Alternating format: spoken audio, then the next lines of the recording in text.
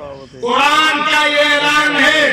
ظہر الفساد فی البر والبحر بما کسبت ایدی الناس لیذیقہم بعض الذی عملوا لعلہم یرجعون. دھرتی پر جو کرپشن ہے، دھرتی پر جو ظلم ہے، دھرتی پر جو اتیاچار ہے، دھرتی پر جو اشانتی ہے، دھرتی پر جو ویاکلتا ہے، دھرتی پر جو اسمنجس ہے، دھرتی پر جو بگاڑ ہے، وہ صرف اور صرف انسانوں کے کرتوت کا اور تمہارے کرتوت کا نتیجہ.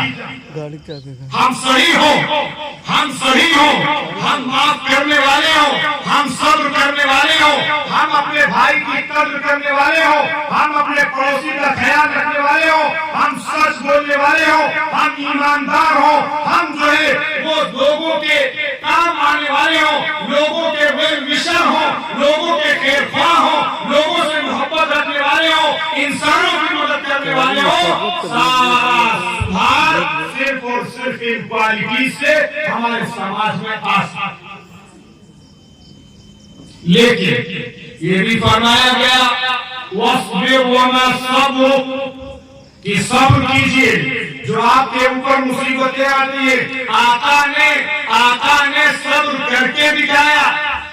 صبر کر کے دکھایا. جنہوں نے آپ کو ستایا، جنہوں نے آپ کو مارا، جنہوں نے آپ کا خون بہایا، جنہوں نے آپ کے دانت کو شہید کیا، جنہوں نے غزوہ احزاب کھڑا کیا، آپ صلی اللہ علیہ وسلم نے لا تثریب علیکم اليوم اذهبوا فانتم الطلقاء. جب آپ فتح مکہ کر کے مکے کے اندر داخل ہوئے فاتحانہ تو آپ اپنا سر جھکائے ہوئے،